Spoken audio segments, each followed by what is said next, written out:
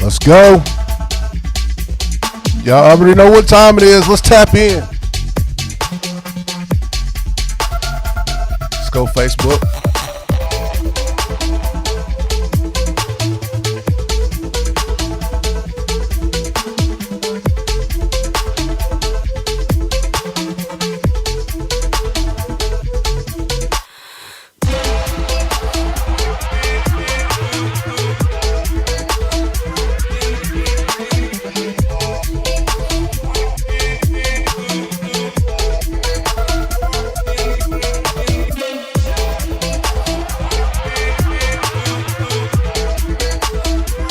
Go Facebook. Let's tap in.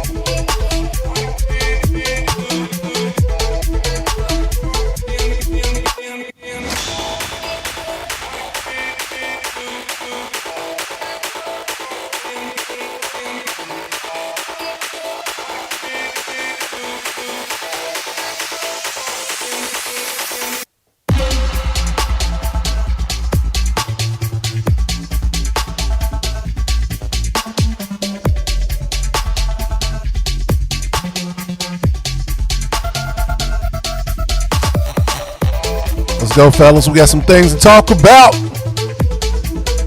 Between Kentucky and Louisville. Got some things to talk about. Let's tap in, fellas.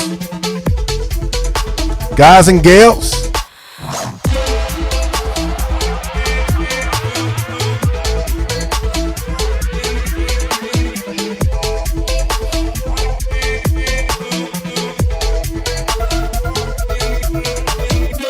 Let's go. We live. We are live. Listen, I'm giving you 2 minutes to report here. All right? 2 minutes. Then we getting ready to start. All right? Let's go, guys.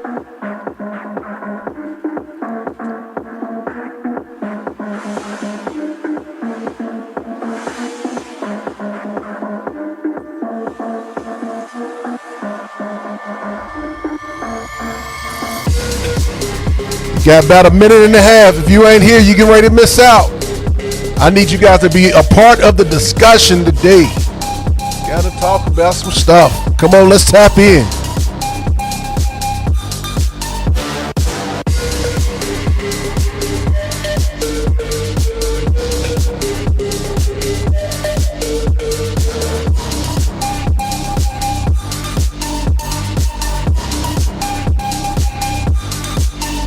Got about a minute. You get ready to miss it. Let's tap in.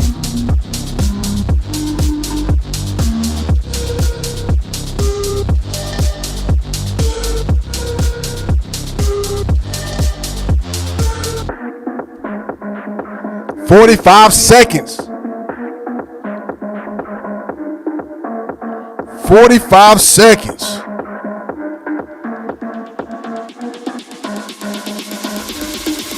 "30 seconds. I hope y'all here. I hope y'all ready.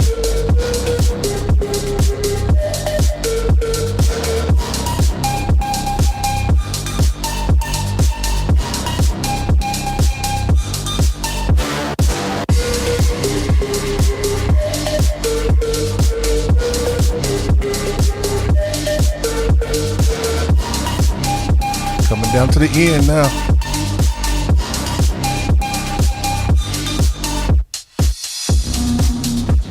What's up, everybody? I hope everybody is tapped in. Who's going to join us? I hope you guys tapped in. Thank you for joining us for episode 14 of Cats vs. Cards, the only place on the internet where we discuss both of Kentucky's top teams, Cats vs. Cards. All right, we got some stuff to talk about. I hope you guys tap in. Be a part of the discussion. All right, go ahead and contact me. You see the show thread. You can go ahead and type in right there, and we'll discuss whatever you want to talk about. All right, this week we're talking about the transfer portal, transfer mania is what I'm calling it. Some crazy stuff stuff going on. And also, we got some people in Kentucky's team that's out. I don't think I've even seen anybody from Louisville's that's transferring, but we'll get into it. We'll talk about what happened to the ACC in Florida State. That Kentucky calls that when they beat Louisville.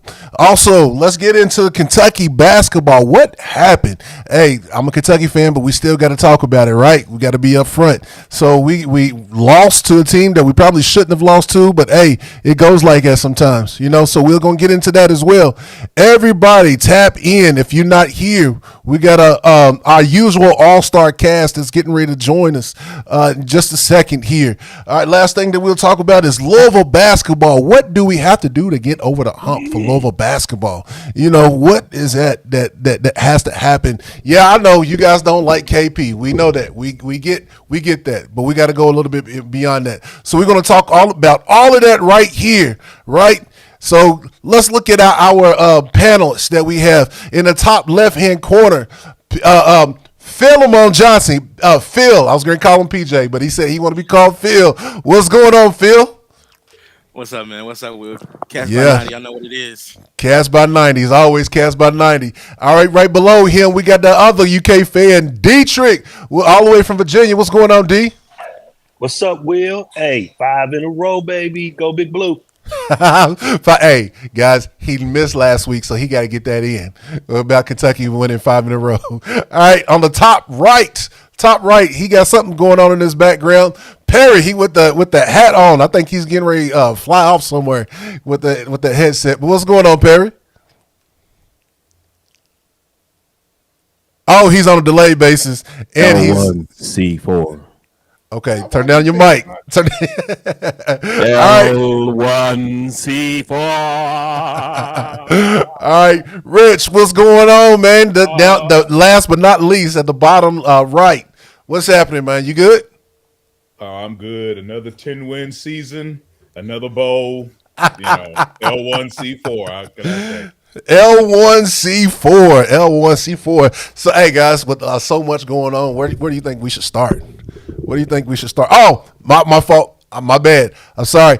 Cats versus Cards. We got a different format, a new format. We got the cards. Sorry, the scoreboard is flipped. Should be the other way around, but we'll get used to it.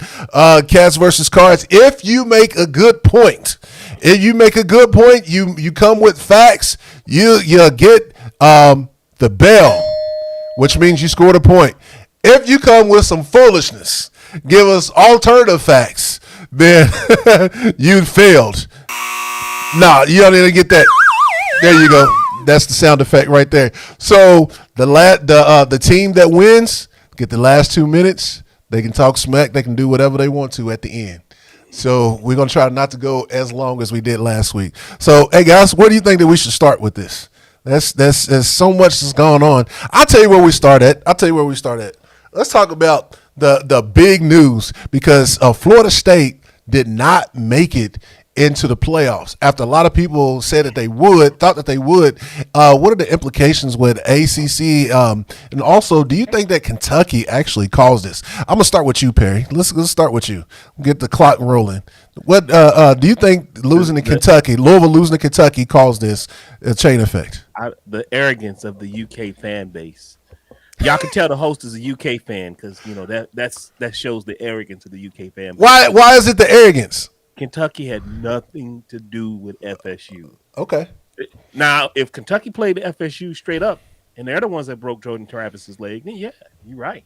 Mm-hmm. But Louisville getting beat by UK, we keep hearing this whole thing about the weak SEC teams can beat the best ACC teams. But then we hear Louisville is fake. They're fake. The fraud knows all that stuff. We hear all of that. Paper Tigers. So how I don't understand. It's like there's this big contradiction from the UK fans. Is UK like totally crap and they beat up the next Alabama team in the Louisville UK game, or is it more like Louisville had a decent schedule? They won. They got into a rivalry game. They lost to a decent opponent.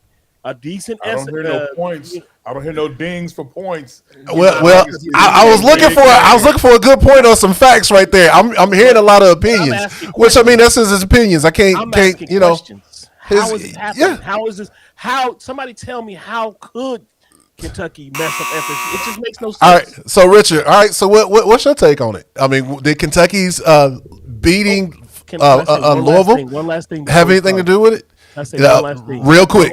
One last thing. So UK was the fourth best team on Louisville's schedule. So how does that damage FSU? I can understand if UK was like number 9 or number 10. That's it. Go ahead, Richie. I'm sorry. Go ahead, Rich.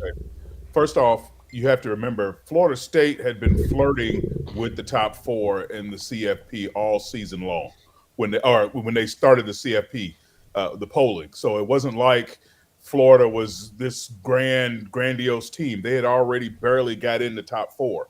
When Travis broke his leg, they dropped out of the 4. They had penalized them for that already, and they were skeptical about Florida State in the first place. Before Louisville played them, before UK beat them, beat Louisville, they were already skeptical of Florida State. And the reason why is because of the fact that their quarterback, who had taken them all season long, was no longer playing. What happened? Why the CFP failed to bring them in there is because Florida State went with their third quarterback in this game against Louisville. And had they put 20 points on Louisville in the CFP game, in the championship game, they most likely would have put them in there over Texas or Alabama. No ifs, ands, or buts, regardless. I agree with you. I agree with you on that. Hey, so PJ, Perry has a lot of questions, no answers, but a lot of questions. Go ahead and break it down to him. So first, I think we deserve 2 points because Brother Richard took all the points that I put in our conversations and whoa. Let's start there. Hold on, my time is going I quickly. was saying My the time is same going thing quickly. from the jump. But y'all Hey, his time is going. because of the My schedule. time. To my time. So look, I can't say necessarily that UK, like itself, hurt FSU. I think when you look at the committee, who again they said they evaluated on how teams actually look, they took away the comments. That's what they said. I can only say what they said, right? Yeah. When you look at it, you see, okay, Louisville did lose to UK. UK got that property, right? UK got demolished by Alabama and Georgia, and then you see that pretty much Florida State struggled with that. It was kind of one of them things where it's like, are they? And they said it. The guy literally said it. The league commissioner said, we looked at them and said, with the injury, are they good enough to compete for a national championship? And we don't think so with how they played. So we could go deeper into that later when I have more time. Thanks, Richard. Yeah. Hey. So all right. So is my question ludicrous, Dietrich, about that? Am I overinflating Kentucky's no, whatever their dealing is with this? I think we need to bring back Philemon's father, because Dietrich is trying to move to a safe location. I think he's frozen. Yeah, I think because he's moving around. I'll speak for him then, Will. Papa Chacone is moving around. I'll take his time, Will. Go ahead, PJ. Go ahead, PJ. So again, there we go. I'm in the car. I'm in the car now. Papa Chacone, he's moving. He's on the move. Hey, your time. You losing your time too. Okay. Yes, it made a difference. It made a difference because you got to get a comparative analysis, a comparative play of Louisville against an opponent. And when the number 2 team of a conference is getting either playing even or getting beat by what people on this podcast have called an SEC bottom feeder, then it makes you look like, oh, you're in the realm of those teams and you don't deserve to be in the realm of Georgia and Alabama who put it on us.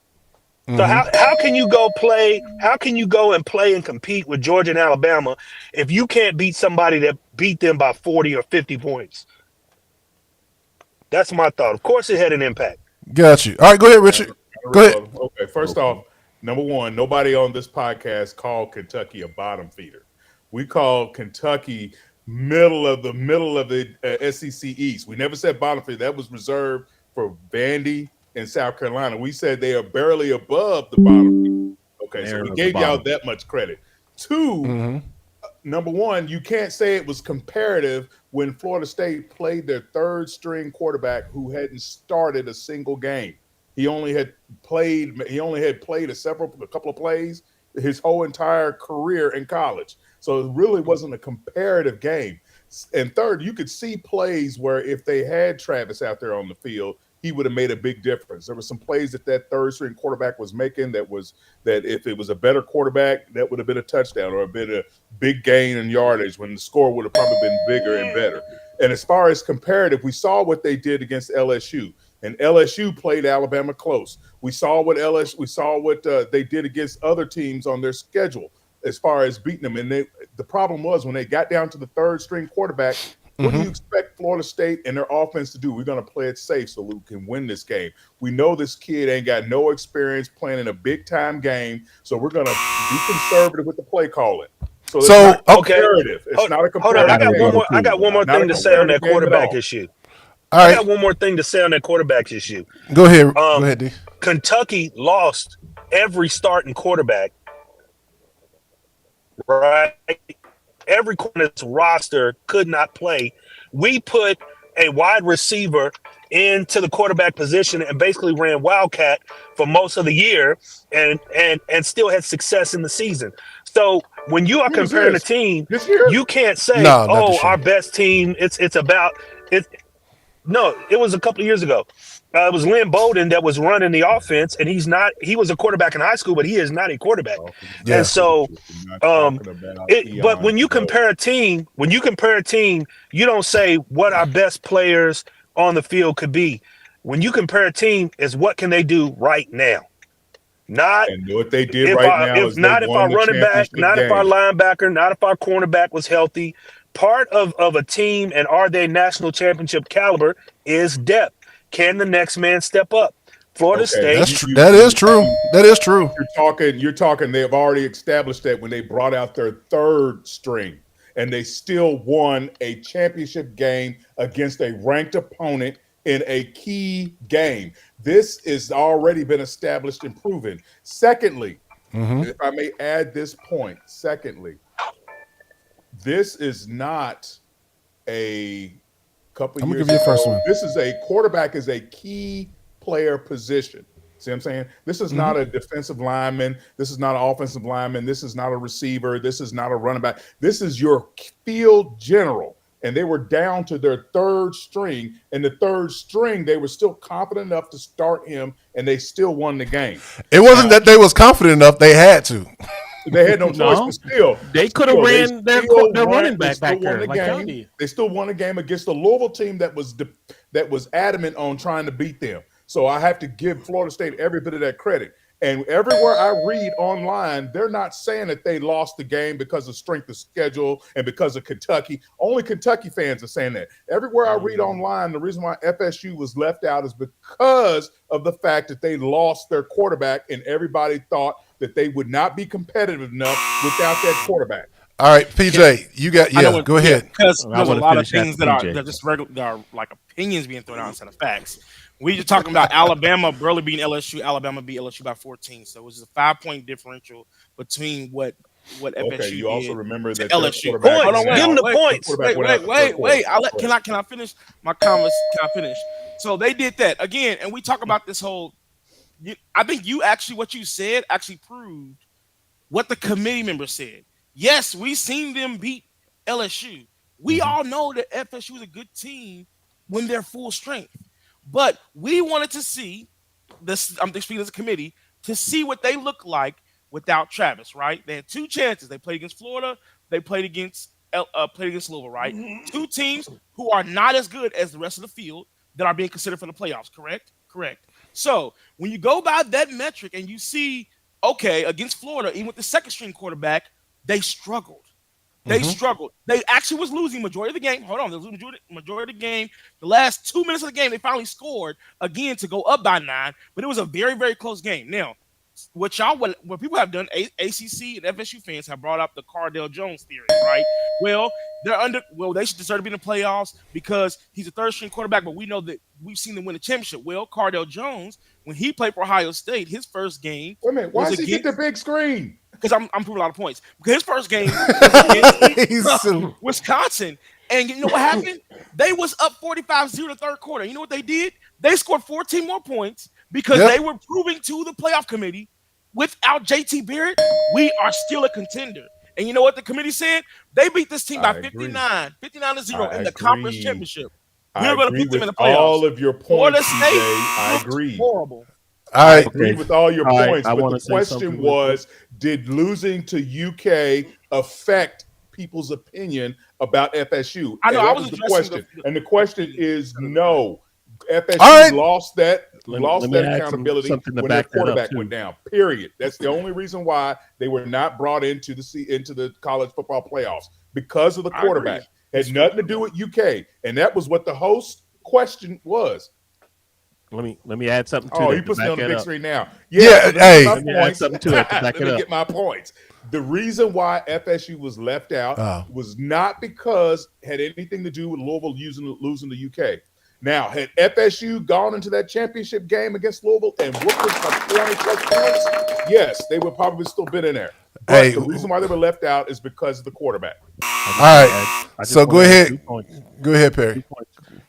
FSU had they were driving twice, and they could have ran the score upon us a couple of times. It was established that we couldn't stop their wildcat. That was established. They could just eke it down the field for 5 yards at a time. So that's one point. They could have ran the score if they didn't. That probably cost them a national title. I don't know if they're friends, the coaches are friends or not. Number two, Auburn Tigers. If what UK did to Louisville affected FSU, then what the Auburn Tigers did to Alabama in playing them close after losing to New Mexico State at home 31-10. An SEC team getting blown out by, what are they, Big West? And then coming in and playing Alabama tooth and nail. If that don't show you how a rivalry works, where a 6-6 team can come in and almost I give you that. beat the number 2 team at that time in the conference, then we don't know another example of a rivalry. But the point is almost. Wait a minute. Well, it doesn't matter. This is still UK Alabama. didn't lose to New And Mexico we're talking State about either. Auburn. It does matter. It does still- matter because Alabama found a way to win. If Louisville found a way to let me- win, So- you're adding another caveat. If finding a way to win, like teams are supposed to do, then why are you trying to take away from Florida's clout by saying UK's loss had anything to do with That's a that? good point. See what I'm That's a saying? good point. You can't have your cake and eat it too, Dietrich. I'm Either not saying- you yeah, give yeah. a good team credit for winning Hey. when they had to, or you go like you said, hey, this team should have lost to that lower class team on any level. See what I'm saying? Shouldn't have been I close. think the logic Shouldn't have been- is- should have Hey, lost. I think the reason why the question was posed is because, and it wasn't just me. I actually seen it in a lot of places. Paul Feinbaum is actually the biggest Paul proponent of it, hates and he's the biggest ACC hater in the world. He might. So he'll say anything. He might. He's Trump. Not the He'll But- say anything. He might, but if you watched the show, one of his proponents was, "Hey, Louisville got beat by a pedestrian Kentucky team, and they struggled, and FSU struggled like this against Louisville. Of course, they shouldn't belong in." He didn't even talk about anything with the quarterback, and so it makes you wonder. Okay, yeah, I think everybody's correct when you say if they had the starting quarterback, FSU was in, but also, let's look at an alternative scenario. Say if that game played out like that, but Louisville beats Kentucky, do they look at Louisville in a higher stature now? Because obviously some of the media has knocked Louisville down because they got beat by a pedestrian Hold on. Kentucky. And can I answer that question? Can Sure. I answer that question? Sure. Before Louisville lost to Kentucky, they had already jumped Missouri over Louisville in the college football polls. We hadn't even done anything. We had just beaten Miami, and they That's a good still point. had Missouri over Louisville, ranked number 9 over Louisville number 10. Louisville was 9 2 weeks prior to that, but all of a sudden Missouri beat Tennessee, and all of a sudden they vaulted over Louisville, and they kept them up there. So I don't think even if we beat Kentucky, we are already coming in poor perception to the media as far as Louisville. We have to build on that and work on that. We're continually winning next seasons and going forward. All right. They wouldn't have been. Can we get enough? Close this out, PJ. I would say, first of all, can we get enough time to talk just like they're getting? But here we go. Because Richard done had like 7 chances. Yeah, we're gonna close it out with you. I'm bringing back, dude. We're gonna close it out with you. All right, let's go. Here's also another fact. The fact is, and that's where even though I don't agree with the logic per se, I understand what they're saying in the sense of that if also at the same time, if Louisville beats Kentucky, they are what, 11-1? Yeah. Yeah. 11-1 instead of being 11-2. The light is different. The light is because they continue to win. Their light is different. They dropped down or 10-2. They dropped down because of that loss to a team that was unranked on their home field, didn't they? Did they not drop down any? They stayed right there. It'd be a different story if this is not a team. Okay, well, I'm sorry. Can I finish? I'm just saying that at the end of the day, that them losing does change the perception a little bit. And so when you whether we like it or not, it does change the perception a little bit. If they beat Kentucky and they only have one loss, and mind you, that loss is bad, right? It's different than saying, okay, this team has one loss. Florida State came in there, did what they did with their third string quarterback. But here goes a team that lost to Kentucky. That's where the logic is coming from. They lost to Kentucky. Third string quarterback's playing, and you're struggling with them when we don't think Kentucky. And I think Feinbaum was saying they had that perception before we played UK. All right, hey guys, let's move on. Let's hold on. Let's move on, Richard. We can do this all day long. We got to close out on that because another analogy, but okay. All right. No, because I think that at the end of the day, Richard, I think you are correct. And like PJ said, he doesn't necessarily agree, but he understands where they're coming from with that. So I don't think anybody is saying that, yeah, that's what it is. You know, it was really a very interesting thing that came up from Feinbaum, and not even just Feinbaum. It was some others as well, and I've seen it on Facebook as well. So that's the reason why it was brought up. But you made a great point when you said, hey, Missouri was already above us even before the game. So it was like media was already looking at you guys like that. All right. So let's move on. FSU, Dewey. So the ACC, before you go on, the ACC not gonna let me go. themselves in the foot. The ACC shot themselves in the foot. Dietrich is getting ready to lose Kentucky some points. That's okay because this is important. The ACC shot themselves in the foot. The 12-team playoff was supposed to start this year, but the ACC held up. The ACC and a couple of other conferences held it up. Florida State would be in a playoff if they didn't hold it up. Hey, you know what? Y'all win if Dietrich. You can go and find that and show it to us because that's pretty interesting. It was the Big Ten, the Big 12, and I'm not and the ACC, but I know it was a couple of ACC. But this is what the question I want to know. This is the question I want to know. Every conference with the SEC. Yeah. This is what I want to know. This is what I want to know. Did the committee did they get it right by leaving FSU out? Did they go ahead, Perry? So. Go ahead, Perry. I don't think so. I don't think so because we've the way, if you watch that game, the way Florida State dominated Louisville, Louisville has not been dominated like that all year. Nobody has done that to Louisville. So to say that Florida State doesn't get a chance because of their quarterback when you have an offensive mind like their current coach is, who can put things together. He put it together real quick in the game to go Wildcat. And you just talked about Lynn Bowden going Wildcat on us for a whole game and gaining, 300 yards on us back in 2020? We couldn't stop Lynn Bowden? It was a great year. It's a great year. So you can do some things, and so to me that showed that their defense is championship level defense. Okay. Their offense just needed their second. Nobody's saying anything about their second string quarterback who would have been back in because everybody's focused on the high school guy in the third string. But their second string quarterback came in and beat Louisville on the fly after Jordan got injured and knocked out of the game last year in Louisville. So he's worked under pressure. Did he work at the last minute? Did he work real good in the game against Florida? No, it was a rivalry game. Mm-hmm. It was tight, but they pulled it out. They won by 2 scores, and they could have went into the playoffs. So I don't think they got it right. I think they saw dollars. I think they saw dollars in TV revenue. Hey, PJ, did they get it right? Okay. He said PJ, not I said PJ. PJ's hot today, boy. My boy, in my perspective, I believe that the committee got it right. in the sense of that, according to their metric that they put out, right? They said they were evaluating if they won the conference championship, all those teams fit the bill, right? They said strength of schedule, right? If you go to strength of schedule, you have 55 versus 5, the fifths. They're not even comparable when you talk about strength of schedule, right? The one area that, and again, even strength of schedule, right, helps a team as far as in their records, correct?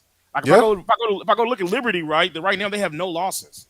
But I'm guaranteeing you, if Liberty plays a better strength of schedule, it's possible that they have a loss. UCF right against Auburn, 2000. Right, exactly. So you have the evidence that has happened. Now, when it came down to it, I felt like when you look at on the field, which what they said they are considering what teams look like after losing key players or a key coach. Right. You cannot sit here. No one watching this or participating can sit here and say that Florida State looks the same as they did with Travis. You can't say that. That's a fact. They don't look anything close to it. Receivers played a part of it too because they were dropping passes, right? I think we're watching the same game. Even the quarterback that he threw the passes, they didn't look good at all offensively. I mean, it was horrible. So when you counter those facts, I'm coming up to it. When you counter in those things, I feel like by the metric, the committee chose the right team. So Richard, what you think? Okay, first off, I believe that Very philosophical. in the scheme of things, probably.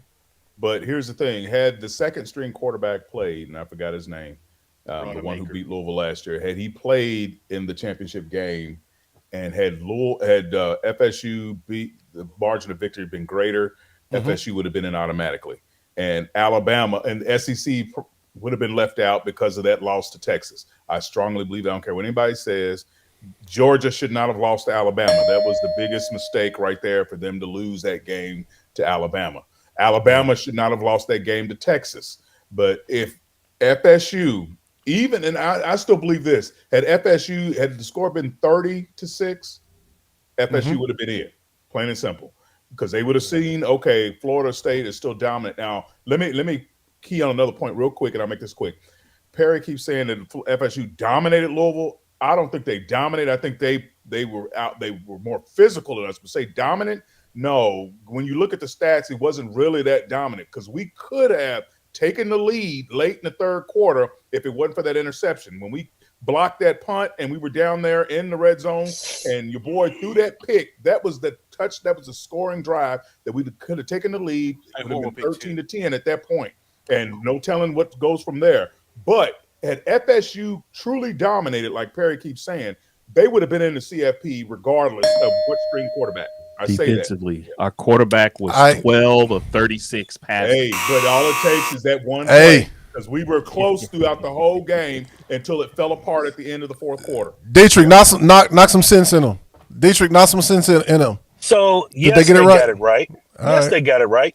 When you even let's just take the injury out. Obviously, the injury to the starting quarterback had the most impact, had the highest impact. We understand that. But even then, when you compare Florida State to Georgia, when you compare Florida State to Alabama, when you compare Florida State to Texas, of those three teams, when you look at all those teams side by side, who you picking to win head to head? I'm not picking Florida State against Alabama. I'm not picking Florida State against Georgia. I'm not picking, even with a healthy, with a healthy team. I'm not picking them for the reasons that Perry mentioned. They did not actually dominate Louisville. They pushed them around a little bit, but that's because Louisville is smaller. Kentucky got pushed on Louisville. Worst offensive game in 2 or 3 seasons. But one more time, Perry.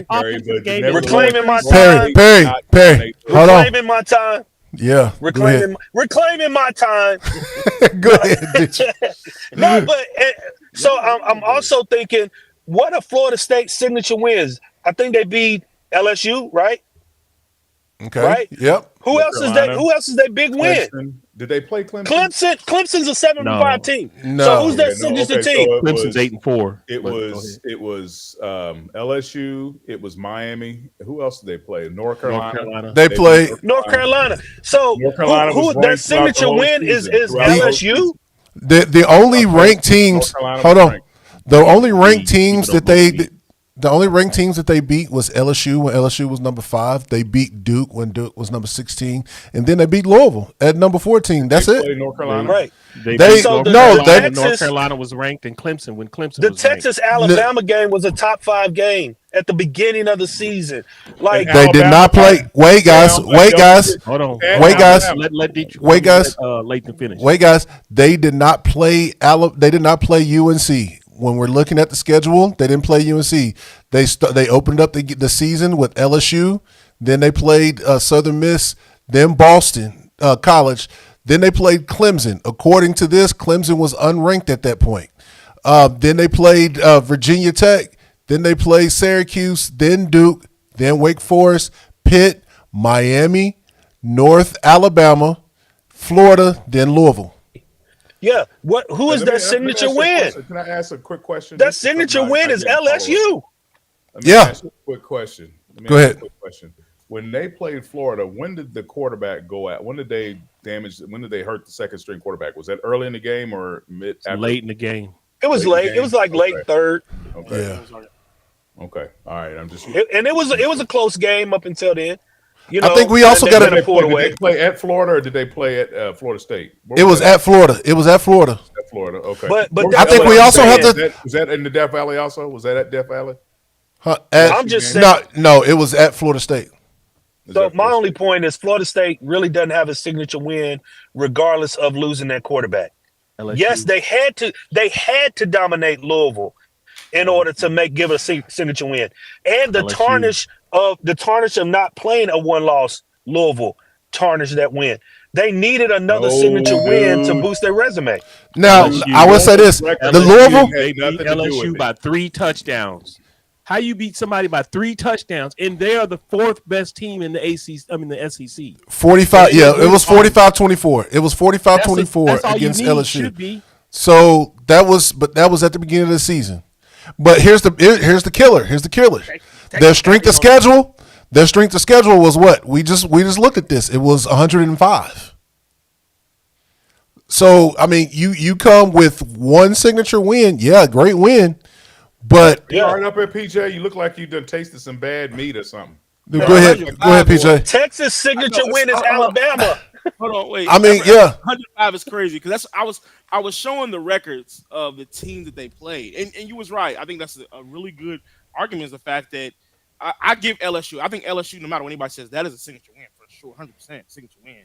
But again, when you get past that, you look at the rest of the games. You're like, who really? Yeah. Louisville's your other signature win. Like Yeah. that's kind of like, versus the teams that they played again, and that's why I said what I said. I feel like they got it right because when you go literally by the metric of what they put out, right? Strength of schedule goes to Alabama, conference championship goes to both, and then they said they about teams that you play, compare teams you play. They won 20 by 21, right? Alabama won by 14. That ain't that much difference. Then you go to the next level when it talks about losing key players. And if it affects the postseason, again, common sense, you cannot watch Florida State and be like, this is the same team like that we just seen play LSU. It's not. Yeah. It's absolutely 100% not. I think once again, I can agree. I can concur and agree with that. But the argument here is whether or not UK's victory. No, we went past that. We went past that. That was the last segment. We're in a different segment now. Well, Dietrich had recently just said, when you take the fact that Louisville was tainted by that loss. No, Louisville's loss because it UK wasn't had a nothing to signature do with win. it. I just want to add one That's last all we're thing. saying. So It the wasn't their other signature win, is all I'm A saying. ranked opponent. It doesn't matter. Florida State beat a ranked Louisville, so it was still a signature win regardless. you can add that as a signature win, but if you look at the signature wins compared to the other ones that got in, it pales. True. Go ahead, Perry. So do we have and this is my argument about Florida dominating Louisville. Florida State had 14 tackles for loss in the game. They had 7 sacks on our quarterback. Our quarterback had not been sacked more than 4 times in any other game. We ended up our total yards in that game was 188. If that don't speak defensive, now I'm saying defensive because their offense didn't do much against us. If that doesn't speak dominance. When you take a That's top not 20 offensive team dominance. and you Not take a top 20 offensive team and hold them to almost 300 You- yards over their normal. We average like 454 yards a game, and we So got held their to D line, 188. their D line Okay, now, dominated the your script. offensive line, Yes, but their our team D line, did not. our D line if our dominated wide them, receivers didn't- so it kind of washed if out. our- Because you take a look at Florida State. What are their numbers? What do they average offensively coming into that game? They average It 400 falls some in, yards a it game. falls in the They argument of average their 30 quarterback points a being a game, 30, freshman 28, that they 30 did not points a give him game. the game There, ready. there Held was them so way there was below so their little average. offense. So There okay, was so so little offense in that game. Period. so here's the question for you, Perry, because I think you're the only one that said they didn't get it right. So do you think that FSU's defense is so good that they could stay in the games with these other schools, with these other teams that did make it? All I can say is we're gonna find out. We're gonna Okay. find out because they play Georgia. We're gonna find out. Either Georgia's gonna embarrass them. You got the Florida wrong State's man gonna on the big screen. He ain't No, saying nothing. no, Georgia's going you to should have seen. embarrass them. You should have seen. You should have seen his facial expression. It was just funny. I had to put him on there. He changed it before I got to him though. But yeah, I mean, it's an interesting topic. I think Florida State's it's- going to prove something. I think they're going to beat. I feel like they're going to make a statement on Georgia, and they're going to do that. Ooh. And they're going to get one of them those national titles that the other computers See? give it to them. and that's one. You know what? And that's the reason why I'm not getting into that argument too much on if they get it right in Florida State versus Bama, because I do feel like that they get it right. But at the same time, you can argue till the cows come home. The talk on the field is going to solve everything. After that happens, all these arguments going back and forth, people are just going to be quiet. And they're like, all right, You'll be quiet, and the UK fans will be talking because I don't even think SEC fans. Care. Georgia has played UK. better defenses. Y'all than Florida State. defending Hey. this whole mess. So, let's go. It's not just UK fans defending. I think it's college football fans across on multiple social platforms. It really is. The conversation is dominated by did they get it right? And honestly, the people I've engaged with, the only people I've seen say that it's not right, or at least mainly 99%, 98%, has been either people who are Louisville fans, FSU fans, or just fans of a team in the ACC. Everybody else, Ohio State fans that I've been encountering with, Notre Dame fans, it's the same thing. They feel like the best teams are in, outside of saying that they believe that Georgia is still one of the top 4 teams, which is an argument that can still be made. 'Cause if Ohio you State compare- fans probably. Hey, if you know what? Hold on, wait 1 second. If you say, if you're tripping, if you think that beating Georgia is the same as beating Louisville, they're not on the same status at all, nowhere near. Not even close. I was just say this. Let's end this discussion. Let's end the discussion right here. Mark Stoops and Jeff Brom was on the field together before the Kentucky game, before Kentucky and Louisville played the rivalry. And even Jeff Brom was quoted as saying Alabama and Georgia are the 2 best teams in the nation. Even Jeff Brom was quoted saying that. And Stoops just flat out agreed with him. So, I mean, it's a lot of people and Okay. a lot of people that's just believing it. can't- So They let's got go it ahead wrong and then. spin They got that it any wrong other then. It shouldn't way. be Texas in there. It You should really be Georgia. can't- you Well, really Georgia can't- Georgia really didn't deserve. They lost it. They lost it once they Okay, lost the championship game. You really can't spin that any other way when you have the number at the time the game was played. The UofL UK game was played. Georgia was number 1. Alabama was number 7 or 8, and Alabama had only lost to the other team that was up there in the CFP, and that's Texas. And you can't really argue that. And Alabama is the SEC, so you're still. I mean, who else would go out there and say, "Oh no, I would say Washington and Oregon are the best teams in the nation"? No, you really, it's toss up. Yes, I would say the same thing. And, too if I and was Georgia's standing on the signature field. win is who? They didn't have Georgia. one. Georgia They didn't have a needed to signature win. Who? Exactly. They didn't have a signature win. They But needed this to is win the the defending championship. champ. This is the defending champ, and this is why they weren't. This is why they didn't leapfrog Texas. See what I'm saying? You lost to Alabama in the SEC championship game by 3 points. See what I'm saying? So why come they didn't leapfrog Texas and stay ahead of Texas? See what I'm saying? So you looking at the fact that, hey, we're going to look at the fact we're looking at, y'all talk about the overall schedule, looking at all of this. That's what you're talking about. Y'all trying Coach to wants y'all. case. Coach wants y'all. I'm gonna have him on next week again. Coach wants y'all. I think Send him Texas and the other 2 were already in. The last seat was Georgia's to lose, and that's what happened. Yeah. All right, so let's move on. All right, let's talk about this. Let's talk about this transfer portal because there's a lot of activity going on, and activity actually started, before the transfer portal actually opened up. So we know there's some talk that's going on back channels. But Perry, did Louisville lose anybody in the transfer portal? I haven't seen any headlines or anything. There was a guy that was a safety. He was our starting safety at the beginning of the year.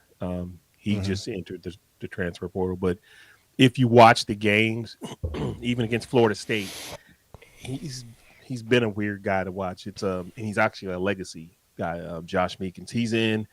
I think we had one of our highest rated recruits who didn't get on the field. He's in. He was a defensive end from the class last year, 4-star, high rising guy that jumped up real quick at the end of the process, and a couple of others. So, but if you're watching and if you watch football or if you watch our team, you would know that these guys were all like guys that they're playing time. Either they didn't play, or in the case of the safety, he literally got moved out of the way. He got injured, and when he started to come back, he got moved out of the way. And so he was still playing, but not as much. So in other words, not significant pieces to the existing team. Yes, for now. Okay. For now. Yeah, because it's just open. So NIL is a monster. So yeah. Well, you're losing Plummer.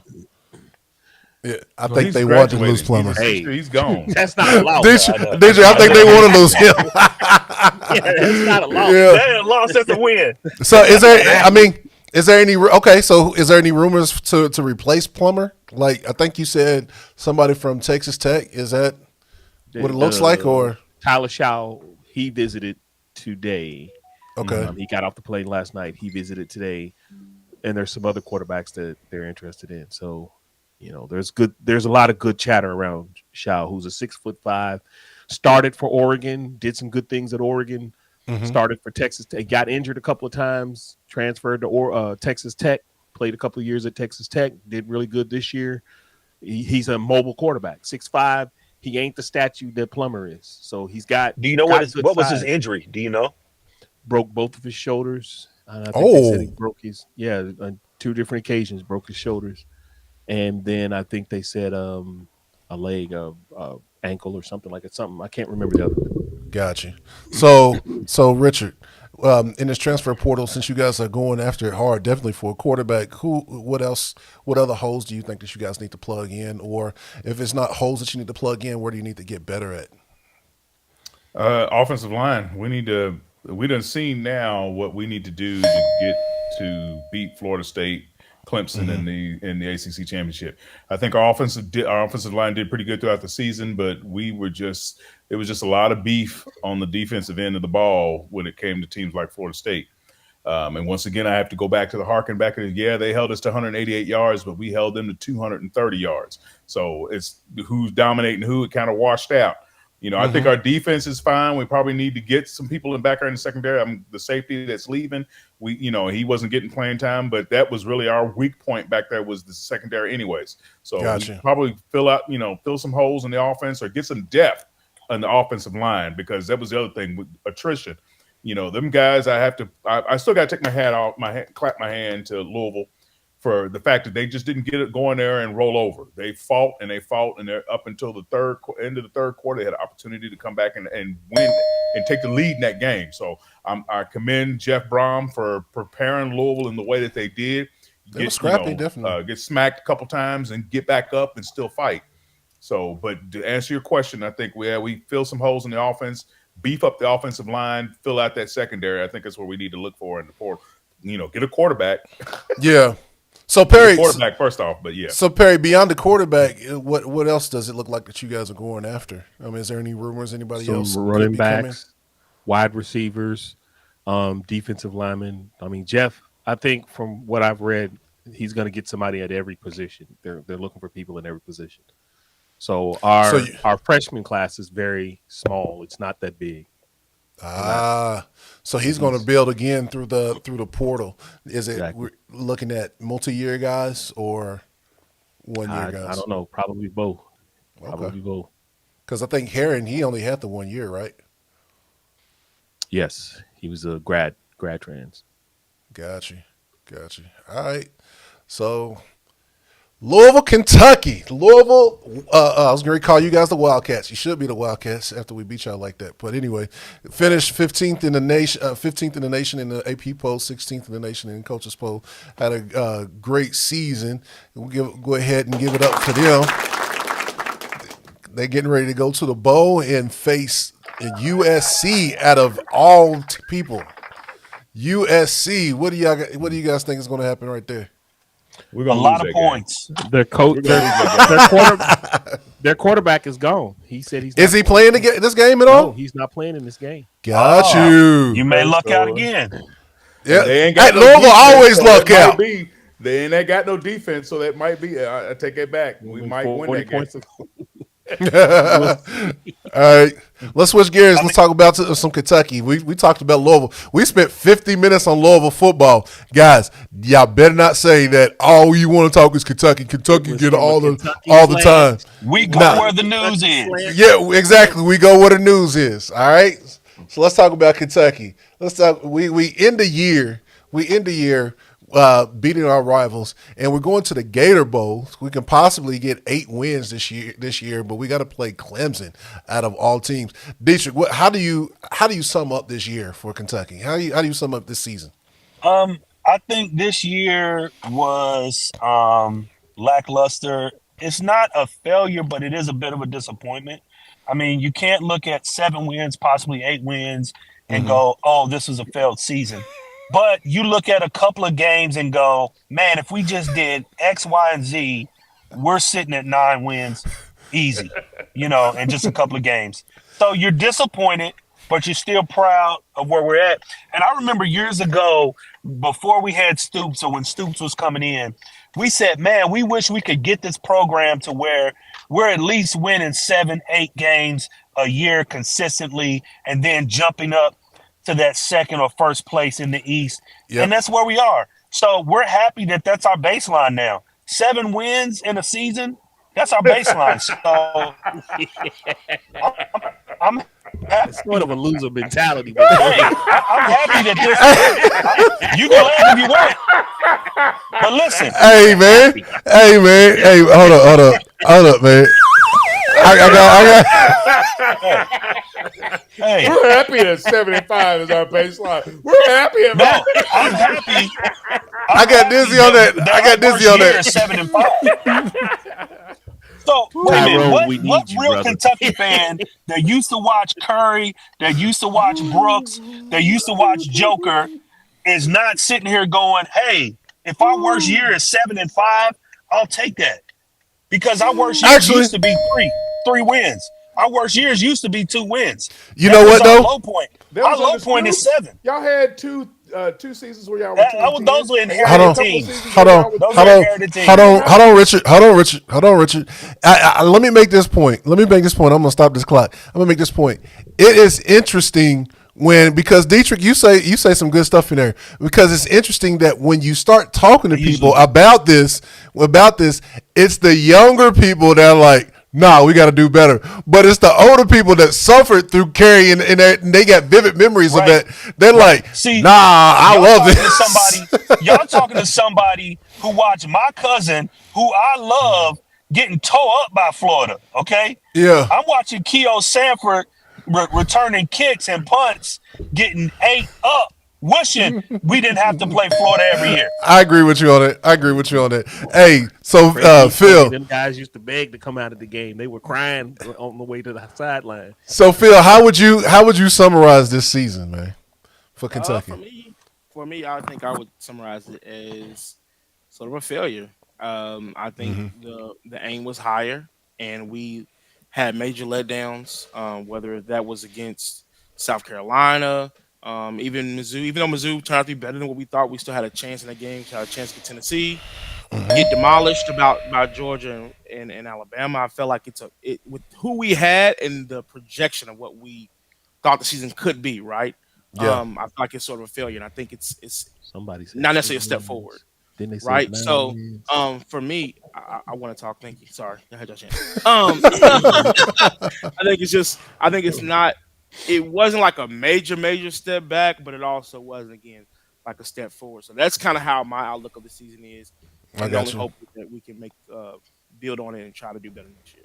Yeah, and that's exactly where I'm going at next because you're talking about build on it and do better next year. This transfer portal is crazy. I mean, we lost. I believe there's two players. I know Stoops said earlier today that a lot of these he didn't say a lot of these. He just said these portal decisions are mutual. So, which kind of opened my eyes just a little bit because I kind of already knew that. But I think there's only two players that Kentucky lost that they probably still wanted, which is Shamar Porter, the freshman wide receiver, and Keaton Wade, the linebacker. You know, everybody else, I think that we lost. I think that we really didn't care if we lost them too much. We don't need to lose any more wide receivers because I mean we're already short there. But what do you think that?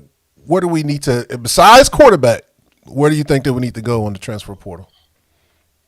I mean, yeah, I think we still need, of course, for depth with receiver. I think we need a dynamic receiver. We can get one in the transfer portal, someone who either has really good potential or is just a natural talent. I think we talked about this before. I think a lot of times we see talent and we feel like that means fit, and it doesn't.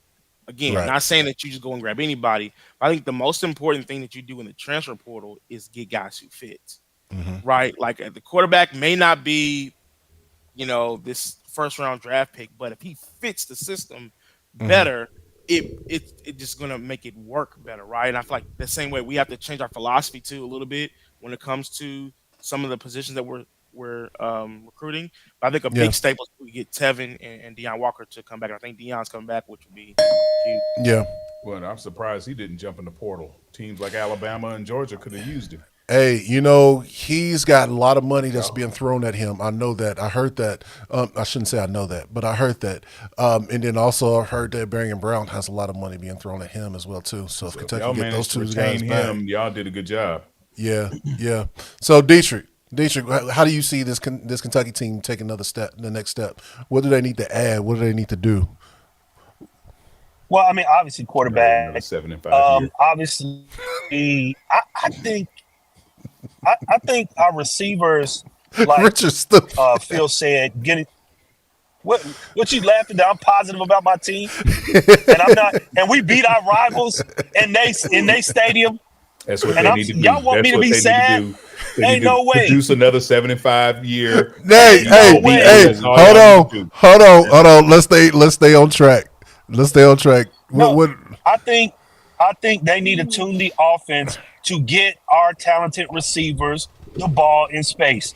Yeah. People talking about like Dane Key and his drops. Well, some of his drops were the balls were not perfectly thrown balls that he was dropping.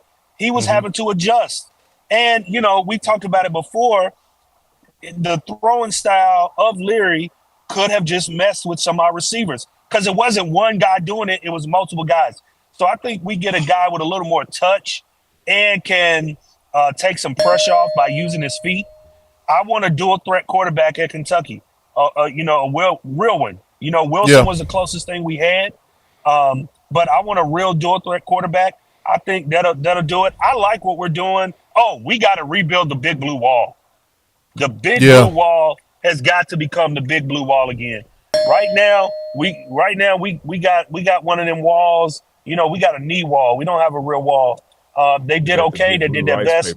But we got to get some push on that line.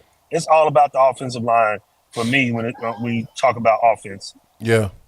Hey, I let me say this, Mags. You said that actual one wide receiver. I actually think that we're going to go after multiple wide receivers in this class. I think that we seen what our offense did this year with our wide receivers. We didn't have any depth. And we're losing depth, actually. So I think that we're going to be looking at multiple. I think that Coach, when he was here last week, he talked about Kentucky not being able to go fast because of wide receivers. I think he was actually spot on that. Because when you look at offenses that goes fast, and Stoops has expressed, he did it again today about going faster, they sub a lot of wide receivers in and out. If y'all remember when Hal Mummy was here, he talked about necessity to go 9 receivers deep. We went 4 this year. So we gotta beef that wide receiver room up more. So I think we're gonna have to do multiple there, like you said, Dietrich, about the big blue wall. I think that's another one. Of course, in quarterback as well. But Mags also says, hey, we're not happy with 7 wins anymore. So and I think that's the second. That's the sentiment. No, it's kind of divided. If you talk to any of the older ones, and I hate to call Dietrich an old school dude, hold on. but that's kind of what it is. You just heard him put words in my mouth. I did not say. I didn't say I was Did happy. I not? Oh, we're happy with the new baseline. I said it's a disappointment. Did I say it's a disappointment? Man, I said the season is a disappointment, but I said the season is a disappointment. But I'm happy that our low point is 7 wins. I'm happy with it. I'm happy that the worst we get now is 7, and it's a disappointing season. We expected 9, almost 10 through the entire year, even up until the last 2 games. Once we lost to South Carolina, it was a major disappointment. But I like where we're going at UK. No more 3-game winning seasons, 4-game winning seasons, or 2-game winning seasons. Mm-hmm. I'm happy about that. Now 7, we won at 9. It's a disappointment. And let me close this segment out. For you UK fans, I'll just go ahead and say it. At first I was thinking I wasn't going to say it because you never know what happens, but I'll just go ahead and say it because you guys are going to be talking about who the next quarterback is. You might as well get used to the name of Brock Vandagriff. All right, just put that out there. Get used to that name, Brock Vandagriff. Go ahead and look him up. He's a backup quarterback for Georgia right now. All right, so let's go ahead and switch gears a little bit, talk about some basketball. And we got to, hey, Kentucky fans, we're on here. Can't dodge the subject. We lost to UNC Wilmington out of all teams. I don't know if you guys had caught that game, but it was probably a little bit of what do you call it, a hangover after you beaten number 8 Miami, and you didn't just beat them, you like dominated them, number 8 Miami. So you come back out with UNC Wilmington and you lose 80-73, and it was the first game with Aaron Bradshaw in a new court that we're 0-1 on. PJ, what did you see in that game, man? Yeah, I missed it last, so I went back and watched the replay of the game because I'll watch them whether we win or lose. But the clear thing that for me was that the energy level, and I think I mentioned this before. A lot of times when we hear people talk about energy, we think we're talking about like, oh, rah in your face. More so is that when you have your energy level right, you're able to sustain your disciplines, right? And I felt like there was a lot of times, a lot of spaces in there that the energy wasn't there. They weren't sustaining their disciplines, their normal actions, things they had built on, right, that were making them play well. And unfortunately, it started with, to me, Antonio Reeves. I think there was a stretch there. We was up by 4. He allowed an offensive rebound, did a lazy foul and one, come back down, missed guy, turnover. Like, I was like, man, like he's really not leading as he should. And the flip side of that, you also had guys like Reed Shepherd who finished the stat sheet well, but in the beginning of the game, you see why. Oh, okay, maybe this is why DJ's a starter, because he like deer in headlights, bad throws, uncharacteristic. And then also with the depth being like what it is, when DJ not being there, the breathers weren't there. So now you have this whole commotion, and then you're trying to adjust to the big man getting into the game. I think a lot of things, when you go back and watch tape, and I seen the guy talk about on Twitter who like really went deep dive into it, is that also we have to give credit to UNC Wilmington for making tough shots. They went on the stretch and they made about 4 or 5 straight shots that were literally hand in the face. Like, it's like, dude, I need you to miss this. And a UNC Wilmington team that's going to play, that is projected to play this tournament. Still a bad loss for us. Still a loss we shouldn't have had. But hopefully this wakes this team up and we go on to Penn this upcoming week and get the dub refocused. Dietrich, I know you were in the Virgin Islands in Paradise or whatever you was at, Aruba, on boats and everything. I was in Aruba lately. Yeah, you was okay. Aruba. Okay, he was in Aruba. So, did you catch the game at all? I was celebrating 5-0 wins, so I went to Aruba in 5 years against Louisville. But no, I didn't see the game, but I do want to comment about young teams. With this team, we are very spurty. We shoot well. Good shooting teams, they're just going to hit a slump. You know, young teams are just going to hit a game where they are, like you said, have a little bit of a hangover. Sometimes they're feeling themselves, and they need to get smacked by somebody you don't expect, so that they know this can happen in March. Right? Yeah. You're gonna be the number 2 seed or the number 1 seed, and you're gonna be in that 15-16 game, and this is that team's Super Bowl, and they're gonna come out shooting the lights out. So you better have good defense. That's true. You better play team ball. You better have good game management, time, clock management. So you can't just ride your talent. There's some teams that are not nearly as talented as you that will wax you because they are on their game and they have a good game plan and they're playing their Super Bowl against you. So I think games like this early on are good. Once we get into January and February, we obviously can't have these losses, but taking one at the end of end of November, beginning of December is okay. Yeah, I think there's something to be said about the rotations being different, and like you said, like Phil said, trying to work in Aaron Bradshaw and things like that. It was a little different, but you can tell, like, starting the game off, the rhythm was off. And I know Kyle said in the post game that they were trying some different stuff, and he said they were trying, just wasn't working. So I don't know exactly what he was. Yeah, exactly. I don't know what it was that he was trying. Maybe he needs to go back. I did read somebody say, and I didn't watch it that closely to actually realize this, but I heard somebody say that Justin Edwards hasn't proven yet that we should be running the offense through him. And they said there were times where we were doing that, and I was just like, wow, because to me he hasn't had like that game, like, oh, this is what he is, except for maybe that Miami game. You know, it's still a training. I think, again, we mentioned this, you coach, Will, other of you who may have coached. Like, when you have a player who has the talent, you're trying to find a way to get it going. Now, here's the thing. At the end of the day, by the time you get to January, if it's not there, you're going to know what happens. As always, they're going to move on. Now, I'm not saying that means they're going to move away from Justin Edwards completely, but I feel like they're just not going to focus, like, make that a big part of the offense, right? They're going to shrink the playing time a little bit on who all's put on the court, as they do every end of Kevin Cal. And so I think he still has a chance. So I think you can kind of see that a little bit going right now, even before he's getting his big man's back. You can kind of see him adjusting that, right now. Because it seems like to me that who's the guy that comes in for Justin Edwards? I can't think of his name. Not for Edwards, for Adu. What's his name?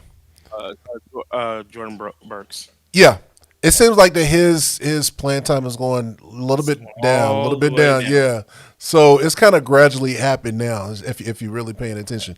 So, okay, so Perry, I know that you guys in Louisville basketball is not having the season that you guys want. And everything results back to KP's got to get out of here. But when you see Kentucky struggle against UNC Wilmington, not just struggle, but actually lose but by 7 points, what is the Louisville fan take on that? I mean, are you guys like – go ahead. I'm not the typical Louisville fan.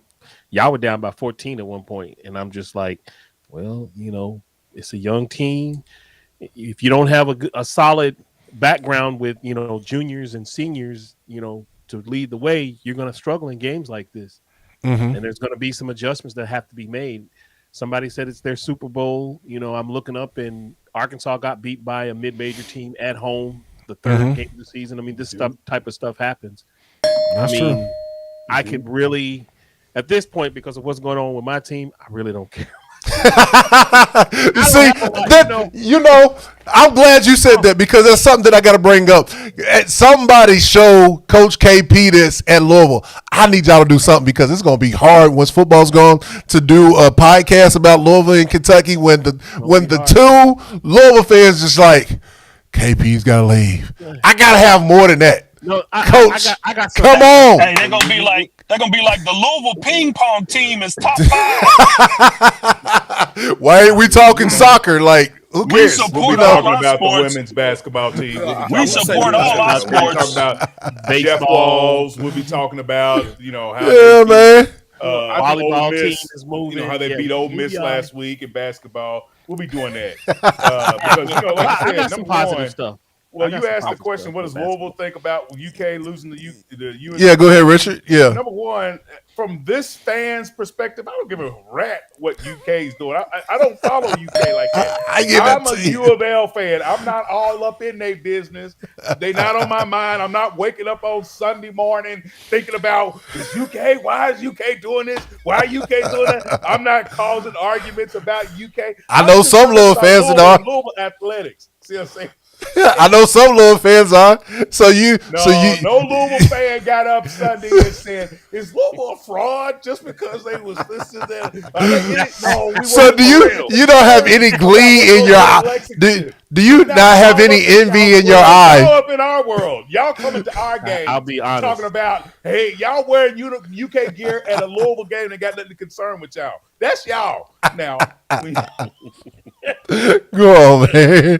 Go ahead, that's Perry. y'all. Go ahead, That's Perry. y'all. What's your good? What did you have to say? Well, I mean, we're talking about UK basketball, so I wait till Yeah. it's time to talk about Louisville basketball. No, yeah, go ahead. Wow. Oh, you was gonna say Segue okay. into it, man. Segue Gotcha. into whatever you gonna segue into. Well, yeah. But Go ahead, I said, PJ. I would say that one thing that I'm becoming more appreciative of is, and I've mentioned this before, like it or not, I love basketball, the game of basketball, the game of football more than I love UK.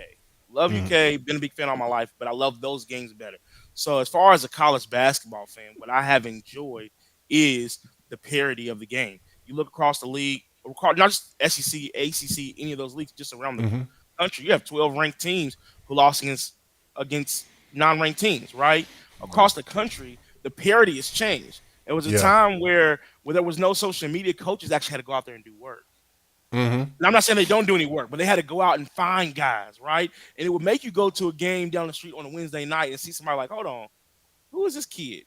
But now with social media and its disbursement of like seeing guys, one, you have access to see, okay, I can watch Everything's this come kid straight to play. you. Yeah, I can watch a guy play on a Wednesday night via stream. Then makes it enticing. So you're finding more diamonds in the rough. You're seeing the mid-major game even grow. I love, even with St. Joseph, right? We talk about St. Joseph just because they play on our roster, our schedule, but you watch how they go and beat Nova in their tournament. They won their tournament right with the Big Five, right? And they got guards who these guys are gonna play in the NBA.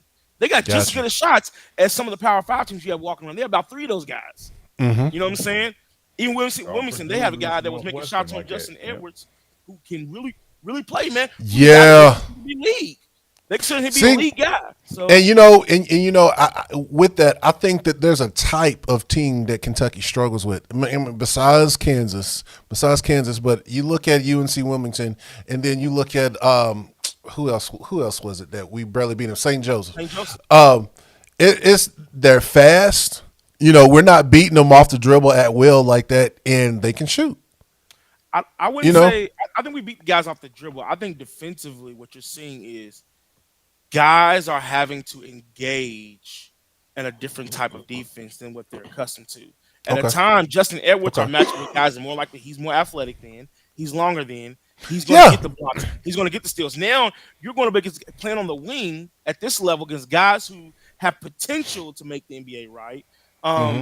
You got guys who can dribble just as good, they're just as quick with their first step, and they can make shots. Like these aren't just, your peers who are young and may not be as good at that.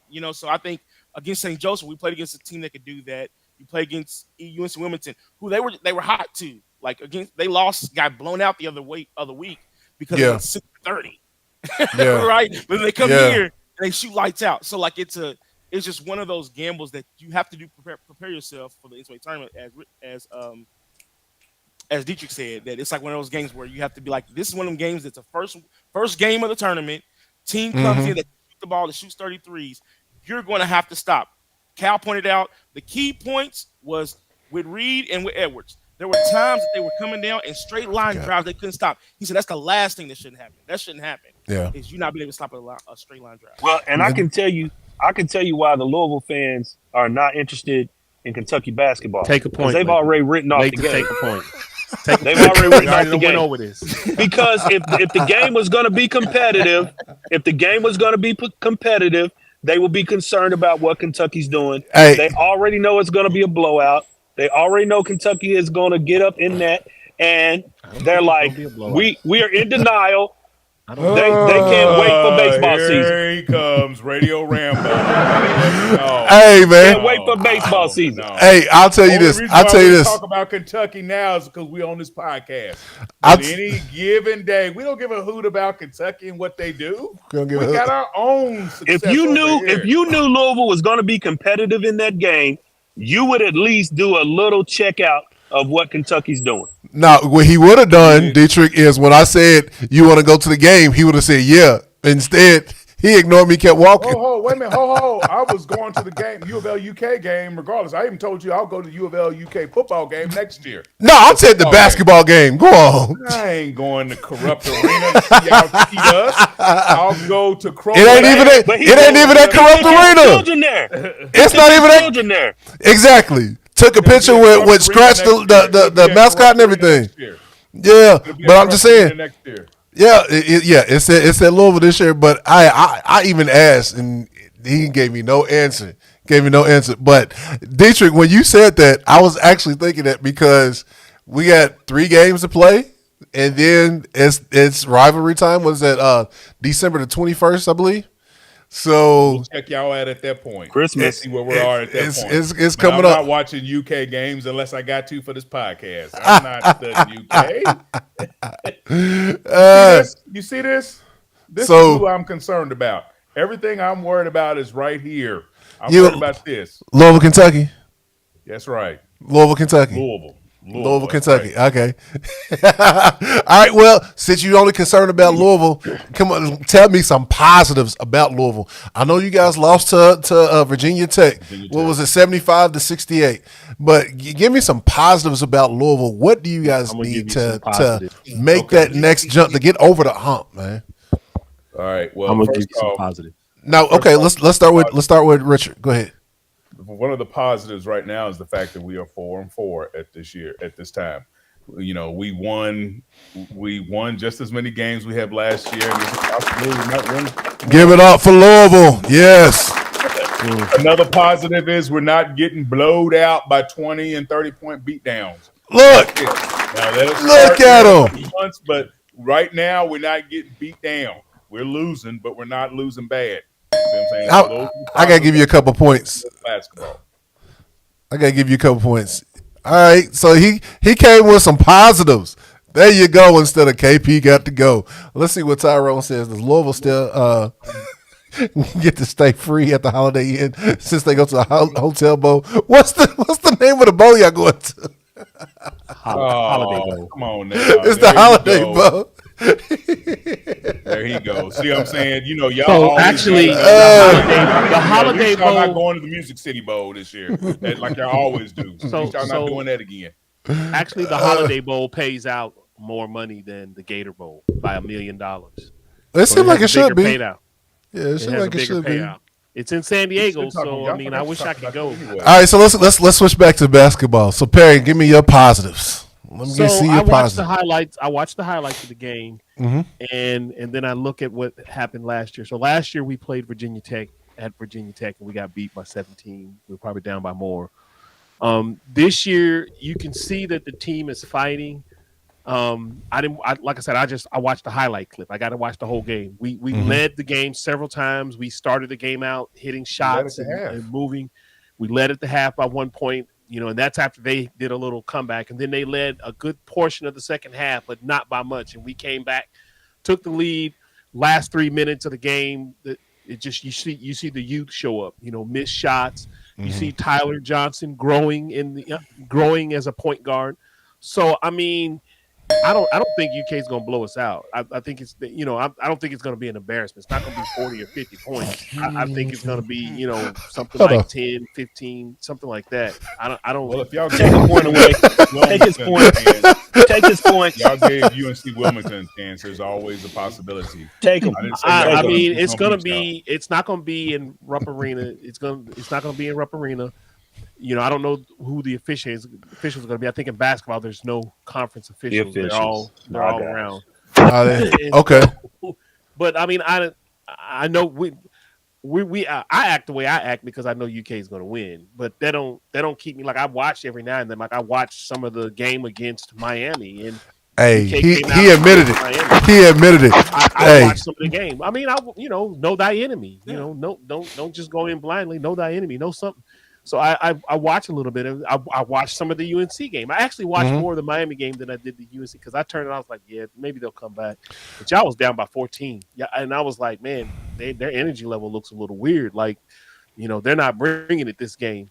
It's like almost like you guys overestimated UNC Wilmington. That's what it felt like. And then they were slapping you in the mouth, and you guys couldn't recover because that's what young people, they have a problem recovering at times. so let me ask you this. Let me ask you this, because I see you guys, the next 3 games is DePaul, then Arkansas State, and Pepperdine. Do you guys think that you guys can get a little winning streak going on there before you come in to play Kentucky? I think we'll get DePaul and Pepperdine. Okay. I think we're going to lose to Arkansas State. The computers picked DePaul over us. And so really? Yeah. I think looking at the schedule, nobody has blown us out. I'm looking at the schedule. Nobody has blown us out. So I see a lot of close games. Louisville looks like a team that plays to the level of their competition. Everybody said Iowa was going to get us. Everybody said Texas was going to get us. That's why I'm looking at Kentucky, and I'm like, yeah, y'all got a bunch of young people, but they're not, y'all not world beaters yet. People can still beat y'all. Y'all going to have to get on the streak. I can see UK losing 10 games. Y'all can't, but I can see it. Y'all losing 10 games. No. I think you're correct on that, and I think that's the reason why every time when me and PJ go back and forth in text and we're talking about the season, I make it a point to say keep your head down, keep working hard, because we're not there yet, and I think we've seen that against UNC Wilmington. So I think you're correct on that. Go ahead, Richard, because you were talking about something. PJ, hold on right now. I think we're going to beat DePaul, lose Arkansas State. I think DePaul is so trash that if we lose to them, you won't see me on this podcast for that's how bad. Whoa! DePaul is that trash. DePaul is that trash, and if we lose to them, then it's seriously a dumpster fire, and it's over with. There is no hope for the rest of the season because they're that trash. When you look at who they played and how they've been getting beat down by these scrub teams, if we become a win on their schedule, it's over with. There's no turning back from that. And I won't be on this podcast talking about basketball or Kenny Payne. The Kenny Payne. Hey, I'm about to agree with you. Kenneth Payne. Hey, I Ken, said you were a 10-loss team. I said you could be. I was about to say the same thing, Ken. We're not there yet, but I don't see us being a 10-loss team. But I will say this. I agree with you about DePaul. DePaul is literally right now doing what you all kind of want to do, in the sense that they are like, we're trying to fire this guy. They're like searching for the coach right now. They are so trash that if we lose to them, they are literally the worst. The talk amongst the coaches and the bases about that DePaul job is just horrendous right now. Gotcha. But I think Louisville definitely is more competitive. Talent is there. I wouldn't necessarily say that I think UK is going to blow out Louisville, but I think you have to understand, again, as has already been mentioned, and that's what I said at the beginning, is that the energy level wasn't there. Energy level doesn't mean rah, rah, rah in your face. More so that it means that they're not able to sustain their disciplines. Like they weren't playing with the energy to sustain what they had been doing previously before. Now, around that, do I see them having that same issue playing against Louisville? You already know Calipari's not going to let that happen, whether he's good friends with KP or not. He knows the weight of the game. Do I see it happen against UNC? No. I don't really see it happening against a lot of the SEC teams now that, honestly, even though they haven't performed as greatly as what you would hope they would perform, it's still a better league than what it has been in previous years as far as about talent. So I maybe those games against like Vandy and you got some other teams that you kind of be like, we really ain't South Carolina. We really ain't really too much up for this game. That's natural. It happens. It's happened in previous years, right? But I feel like that at the end of the day, I don't see 10. If they lose 10 games, then that means that we kind of failed somewhere. Mm-hmm. Yeah. I'm not saying y'all going to lose 10 games. I'm saying it's a possibility. Just like it's a possibility for us to catch fire and win 20 games. That's not possible. Look, I take a point away. No, that was a joke. That was really a joke. We know that. We know that's a joke. He knows good well that's not going to happen. Hey, if it does, I'll be happy because it's good for the podcast. But come on, hey, I'm sitting up here looking. I'm like, Remember I told Sky y'all. Clark. I'm looking at Sky Clark, 17 points a game. Tyler Johnson, your leading assist leader, 3.2 assists per game. We're not, You know, we're doing something. We're not doing anything, but we have some positives. If you look at last year's stats, man, it was trash. I mean, Dietrich, jump really in. Give us some positives about Louisville. We try to give them some positive mojo, man. Come on. You don't want them to have an accident. their guard play. Their guard play is better than I expected at the beginning of the year. I like how he's implementing the dribble drive, and they're racking up a lot of fouls. If you look at every Louisville game, Max is coming for you, Perry. But we're actually out rebounding most of these teams too. So rebounds, collecting fouls, those are effort stats. You know, that's true. Getting into the lane shows that Kenny Payne is starting to or trying his best to impart that work ethic to them. Mm-hmm. Now, this business about the kid being hurt, needing some support wear or whatever, oh my God, I'm gonna leave that out because we on positives. We on positive. I'm gonna leave it out because we on positive. And listen, a positive is Kenny Payne. I don't know why y'all so down on him. I think he's a good coach. I think he's doing the right things, and I don't think I just don't think Louisville's going to give him the time. And for me, I'm kind of glad about that because I think he will build something great at Louisville if he's given the time and support. Hey, this is a great positive. Hold up. When Gillespie was at UK, just so hold up. Stays there. This is a great positive right here. Coach Tyrone Johnson said the way y'all brought the boy give out water is elite. Quality H2O. Yeah. High quality H2O. Meg said they better than last year. Yeah, they got to be. I think they're better than they were last year, Mags. I think they're more competitive now. If they win more than we got 4 wins right now. Yeah, they already got 4 wins now. If they get more, not 4-28, 4 wins. Well, hey, Sean Gurton. Let's see, Sean Gurton. He disagrees with you, Perry. He said they're not losing. They're not going to lose double digits. So that's a Louisville fan. This team has an identity. Gurt, we need you on next week, all right? An identity. Gurt, we got to get you on. Last year's Louisville team was just trying everything. So okay, so this is a question from Kenneth Payne about Kenny Payne. Do y'all see Kenny Payne making it next year? Okay, let me answer that question. If he loses to DePaul, no.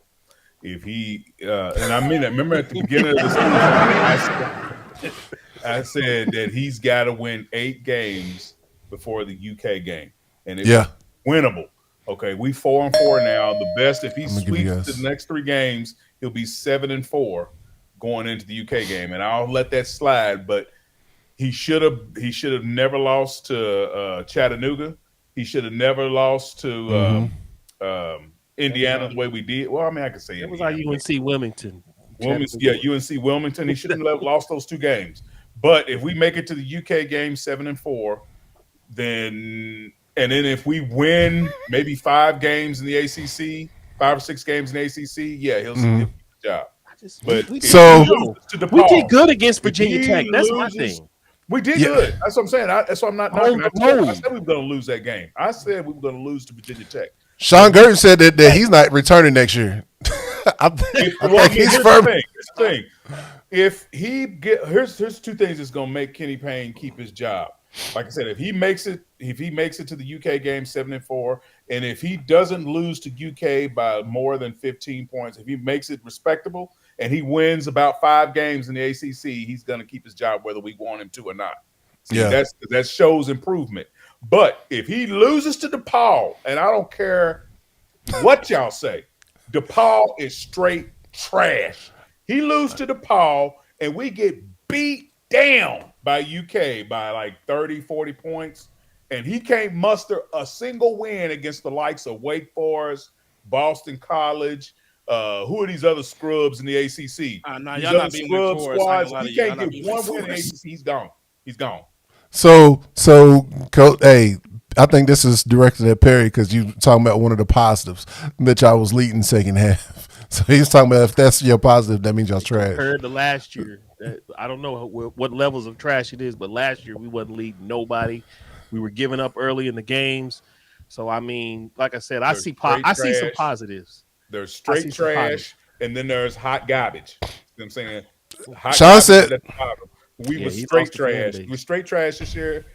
We was hot garbage last year. So if he elevates us to trash, then we So okay, so here's a question though, from because Sean said he's lost a fan base. How does he gain back this fan base this season? How does he gain back this? Win, baby. Game with UK. Al Davis. I mean, how many? Because Kenneth Payne seems like y'all lose 15. He's out. The best UK fans are the ones that talk the most. Y'all the best. Well, that's what they said about Texas. Texas going to put double digits Dietrich, on. we're winning 8 games. We're winning 8 regular season games in football. We're winning 9 games. I'll beat you. We talk about. Look at the hey PJ, look at the deflection though. PJ, look at the deflection. We was just talking about Louisville basketball and the positives. Exactly. Can they mock me? Here's the thing. Kentucky by 7. What UK will do, in my opinion, what UK is capable of doing and what they will do are two different things. 5 If keep the 5 score wins. if Louisville keeps the score within 15 points or better, then he's keeping his job because they can see improvement. Because how bad y'all beat us last year? Was it 30? Was it 30 points last year? No. You said 15 or better. No. I get you. Last year, I'm figuring out if Calipari threw us a bone or something because we weren't down by that much in the game. And then we're playing at the Center too. So on top of that, and they are getting better. And then after the egg y'all play UNC Wilmington, it's a possibility. It's a possibility that we could keep it within 15 points this year. See what I'm saying? I know y'all got this talent, and we know y'all can whoop us. But whether or not it happens, that's a different story. Now, I'm not saying we're gonna beat y'all. Nobody's saying none of that are coming close to that. We're just saying if he keeps it in the ballpark and he makes it to the UK game undefeated from this point on, yeah, and he maybe wins. I mean, beats these lower scrub teams. We're talking about Boston College, Wake Forest, the scrub teams in the ACC. Is actually pretty good. All right. So let me ask you what about what Sean Gurton says? 16 games he has to win to get the fan base back. Do y'all think that's about right? 16. That's a possibility because right now he's 4-4. He'd be 7-4. Mm-hmm. He's got to come up with 12 games in the ACC. I don't think he's going to make 16, but I think if he gets 15, I think 15 games. If he manages to get 15 games at the end of the season, and don't let him get an NIT invite because if that happens, yeah, he's coming back. Gotcha. Ken, he said that Louisville might lose about 30 points this year. I know. I'm not down. Max come by and says 40, but I think the onus is on y'all. I think Coach said it right. He's not going to let them beat Kenny like that. I don't think he's going to let Kenny beat him like that either. Kyle's buddy. Yeah. So it might be a close game. He needs Kenny to stay. So I think we lost one. I think Dietrich done skipped out on us guys. Kyle's Kenny to stay. I was wrong. We did win by 20 last year. But yeah, I don't know. I just don't see Cal. If Kenny was a foe, I think he would definitely wouldn't mind them running it up. But because he's a friend, I just don't see him. Yeah. You know, he'll pull the guys before he lets it get out of out of control like that. I agree with you on that. The first test, he better not lose. He better not lose to DePaul because, like I said, I won't be on. Or if I'm on, it'll be a picture like one of those press pictures that you see when they on in a war zone or something like that. Just put my picture. I just look at y'all's schedule and I think that not y'all's schedule, but y'all's team. I think y'all still need another guard. I think you guys figured out that Tyler Johnson, he needs to be on the ball. Sky is kind of off the ball. Looks like he's pretty much your scoring guard. And then your big man, Braden Hundley Hatfield in there. I think he's the best big that y'all got. But y'all need another one to go along with him. Not the skinny freshman dude. He looks like that he has some great potential, but he's a couple of years away.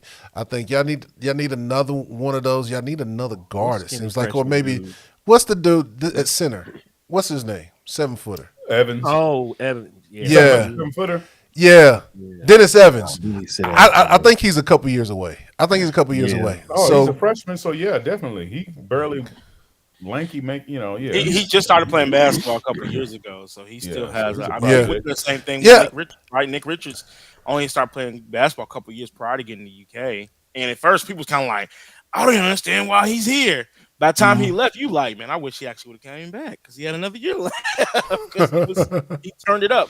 You know what I'm saying? He turned it up, and that's the same thing for him. I feel like he just needs time, and that's what I try to caution Louisville fans about is that they put so much on. Oh, we got this 5-star guy. You got to come in here and be like, one of these top big men. When really it's like, dude, those 5-star statuses are not just about where they are now. It's where they feel like they will be by the end of it. Was he a 5-star? Mm-hmm. No, I'm not talking about just college. I'm talking about NBA. They believe that they will be.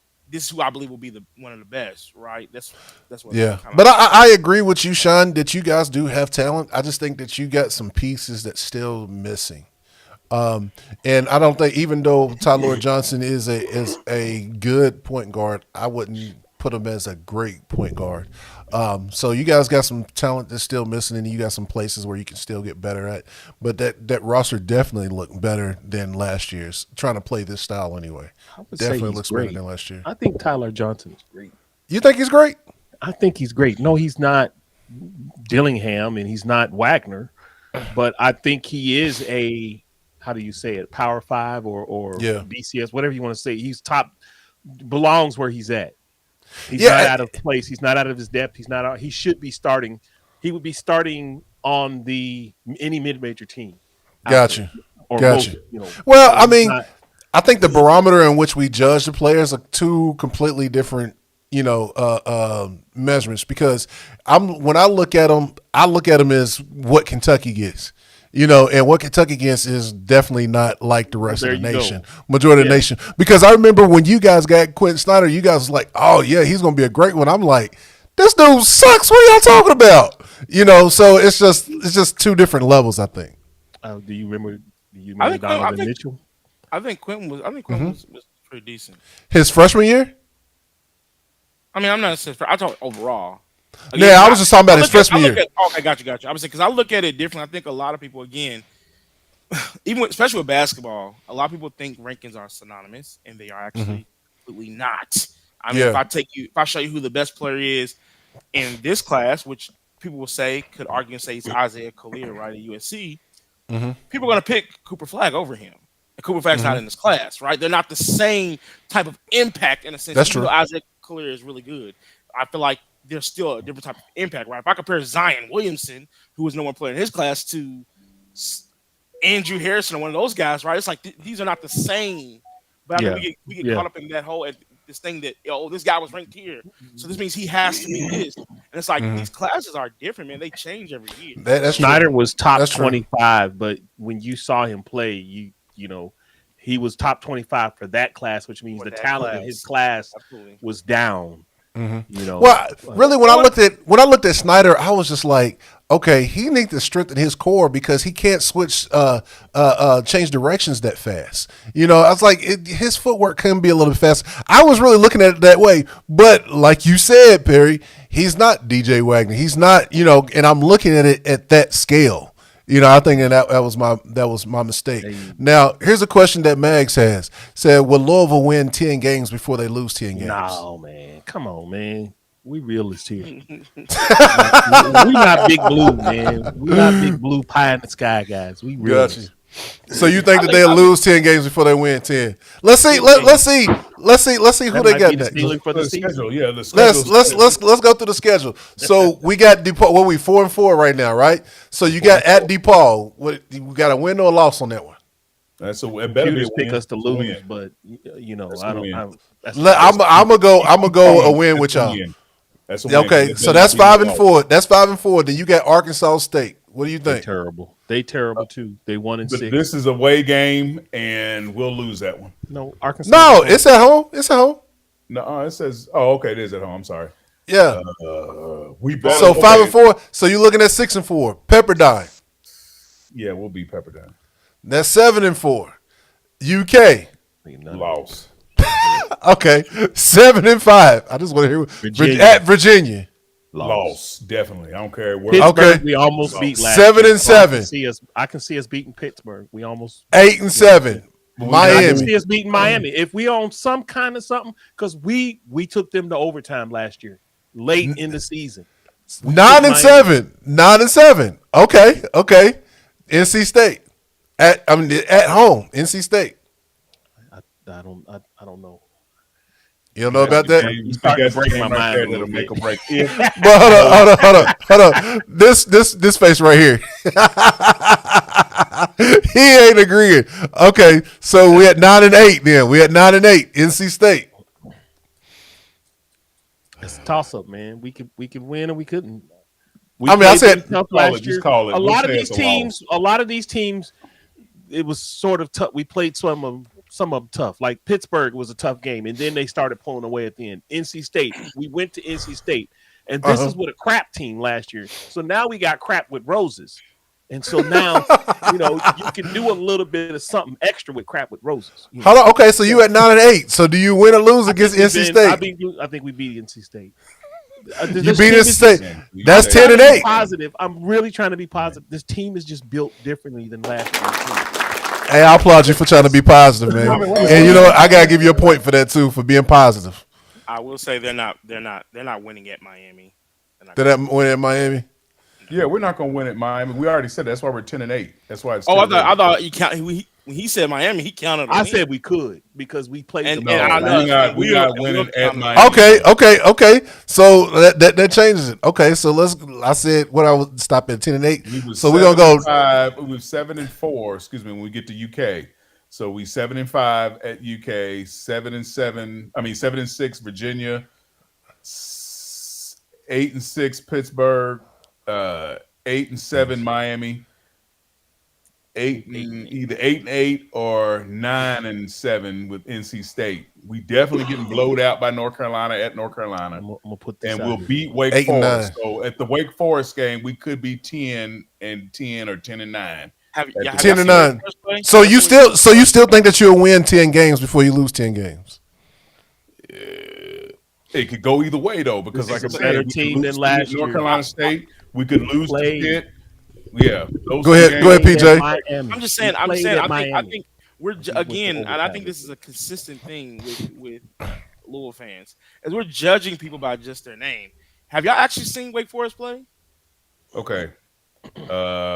We saw how Texas played, and we played good against Texas. Y'all did. They also shot. They actually shot horrendous. But again, I think Wake Forest, as it stands right now, they're definitely a better basketball team than what you all have. If y'all playing them at Wake Forest, I don't see y'all beating them at Wake Forest unless they shoot right like now. Wake Forest is 4-3. Yeah, and they lost to Georgia, they lost to Utah, they lost to LSU. The only teams they beat is some team called Elon Musk. Yep. They did beat Florida, and they beat Charleston Southern. Mm-hmm. So how do they got better wins? They're a good team. I said they look like they're on Louisville's level.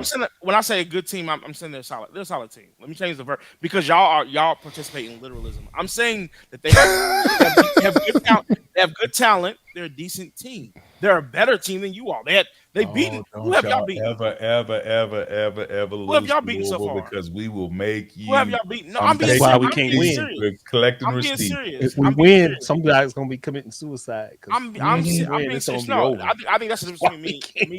That's between me and you all because I'll never be hurt by it. So here's the thing. I'm saying that. What is Louisville's best win right now? Let's look at their resume. They won against UMBC by 1 point. Then they come back and beat. Then we come back and beat Coppin State by 20 points. Then they came back and beat New Mexico State by what, 7-6. And then you beat Same Bellarmine. record as Wake Forest, about the same competition, same level of They competition. beat Florida. I'm And just saying, Florida, this team is built differently.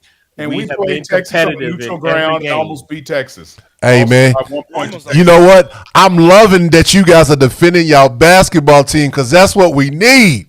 We're talking about Wake Yes. Forest, comparing them to Wake Forest. And PJ over here is saying that Wake Forest is going to stomp us just because I'm not saying they're going to stop y'all. Give y'all some I'm points. saying- You said it was going saying to that Wake lose. Forest- You said it was I'm going saying to that lose. Wake You keep Forest- saying they're a pretty good basketball team. No, they trash just like we are. Now, this team, when I watched them, All okay, I'm I'll say this. saying. When I watched them play, and I watched you all play, Who'd you watch him play? I watched you them watch against them play? Florida. I watched them in the SEC Challenge against Georgia. I'm saying they was up big on Georgia at one point. Georgia came back and won that game. Mike White, credit to him. He did his thing. But here's the thing: overall, again, they have talent on the team. It's like you have talent.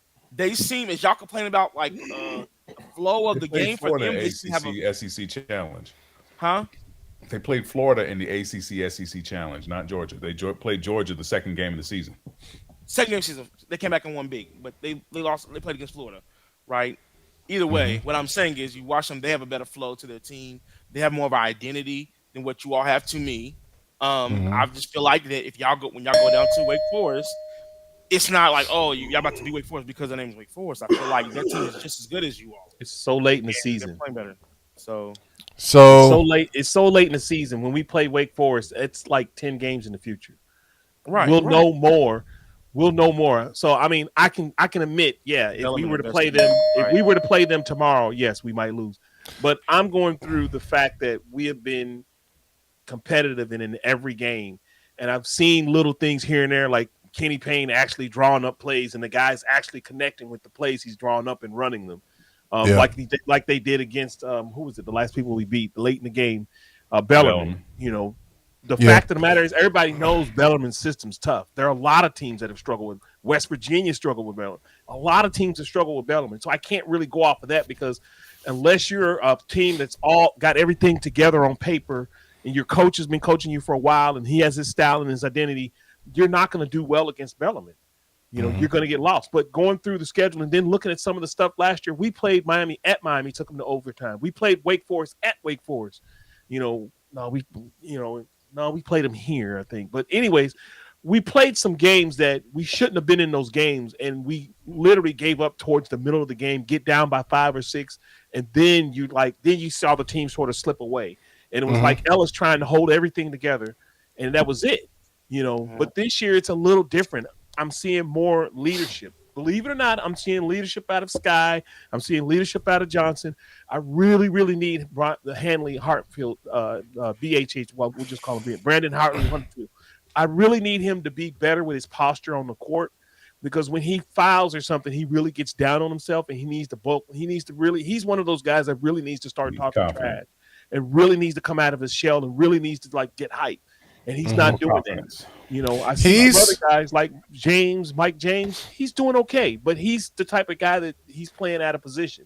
They're trying to force him into a guard position, and really he's a small forward. But they keep trying to make him into a guard. So I see some things in this team. I see them getting an identity later on. If Payne sort of stays the course and keeps taking his JCC junior college basketball coaching courses that he's taking while he's whatever he's doing. Shots fired. Shots fired. Coaching for dummies. All right. He's coaching for dummies. He's reading a book. Hold on. Okay, it says right here, run What do this you do on the inbound pass? Right on the baseline. Make sure you step in bounds and stay in bounds, and then catch the pass. Inbound baseline. Hold on. Hey, Will, it's kind of crazy. They switched from Kenny Payne won those games to now this. Right. Yeah. When he got hired. Yeah. Then we got a top level recruiter. This guy who won the game. Yeah. Now here we are. All right. I can admit that. Like y'all can admit the fact that when Billy Gillespie, when y'all hired him from Texas A&M, y'all was thinking he was going to take y'all to the next level. As an eighth grader, I said horrible. Okay, No. but see, apparently the rest of Big Blue Not Nation. until after the first couple of games. Yeah, after the first couple games, because the rest of Big Blue Nation was like, "Yeah, we get ready to go." Especially when y'all was playing y'all's NCAA championship, as an y'all's eighth grader, NCAA tournament as an game in eighth grader, Louisville. as an eighth Yeah, grader, as a middle schooler, I said I wanted John Calipari. You know why? Because if you watch TV, you see he's getting the best players. It was common sense to me. Go get the guy who's getting Derrick Rose. Go get the guy who's getting the guys we like to watch play. That's what makes most. As a kid, that's what makes sense to me. Mm-hmm. So that's not every UK fan. One of these generalizations, nor your administration for that matter, because y'all got Billy Gillispie. I'm not gonna lie, the generalizations are horrible. That's like me saying that all UofL fans are saying that y'all gonna win 20 games, or the Sky Clark is better than all of our guards, which they were saying at the beginning of the year, telling us that y'all got Reed Shepard, Rob Dillingham, and Sky. And DJ Wagner. We got Sky. He's better, and whoever else the guy y'all have playing, what's his name? The guy Curtis or something like that. Oh, these guys are so much better than Reed, DJ, and Rob. But that wasn't y'all saying that. That was other fans. The generalizations are just horrible. So here's a question for you guys. So was Kenny Payne given that bad of a product, to work with? Yes, absolutely. 100%. No. You think so? No, he wasn't. Yes, he was. No. No, he was. You talking about talent wise, or you talking about people wise? People wise, yeah, I agree. The guys were emotionally broke. You don't went through two and relived another scandal in the last 4 years. Yeah, they mentally they weren't there. Those guys, if the portal had the same bonuses that it has now, if it had it back then, those dudes would have been gone. Those dudes would have been gone at the end of the season or toward the middle of the season. A lot of guys would have sat and said, all right, we get into it's Christmas time. Let me transfer to another team at Christmas. I'm out. Yeah. Those guys were dead. And I'm looking, and here's a big misconception. It's a little weird. You see a guy that's 4 or 5 stars and then he transfers down to a lower level. It don't necessarily mean he was not worth his ranking or whatever. It means that he's not, at some point in time, he's either quit on the game, or at some point in time he's done this, he just decided that he's done, or that he just does not want to do the push to develop better. Because a lot of our good guys, the guys that showed promise in games that last season, that Mac was here, and then Mac left in the middle of the season, and the assistant coaches had to take over. One of the guys is playing at Grand Valley, Grand Canyon, out here in Arizona, Grand Canyon State University or whatever, and he's playing here. And he showed a lot of promise at the end of the season. It's like he came on, he got starters minutes. He was averaging like 10 points and 8 rebounds. He was a big man. And then last year, the dude just disappeared. And he got all the time and minutes that he needed. He was the starter, didn't do nothing. And so whatever Payne was doing to coach him, it did not sink. And so now the guys went down to a lower level. So he's that's almost like saying I give up on basketball. You see Ellis. Ellis is doing all right at Arkansas. He's up and down. But he was a starter at one point, but they got him in. You see, one of the guys that got just people had so much confidence in him just blowing up, Curtis Withers. He's at UNC, getting major minutes at UNC. And so we had talent last year. That's what Sean Gurton says as well. Guys wanted to put it together. We had talent last year. The excuses were the coaching staff could not connect with some of those guys. The coaching staff couldn't connect with some of those guys. And in some cases, the guys didn't want to play. I think we had a guy that came in and he was a junior out of high school, didn't even go to senior year, and came in. Dude looked good at times on court. So time is up, and we see the scoreboard. Louisville's 31, Kentucky 27. So you guys have won this one. This is y'all third one, as Kentucky has. They win every week. Just won. Because we talk about it the most. Where this come from? Dietrich comes back in all of a sudden. Radio Rambo shows up again. Here he is. Yeah, so he comes back in all of a sudden. You get 5 points for returning. No, brother, no. 5 points for coming back. Give him a chance later. Let him say something. Go ahead, D. Go ahead, D. Getting some of them points back. Go ahead, D. I give you the floor right now. Crazy. I just think it's crazy that y'all are saying Kenny Payne is going to community college for coaching when he won a national championship at Louisville. Did it blank out for y'all? He's y'all product. He came from your tradition. Championship.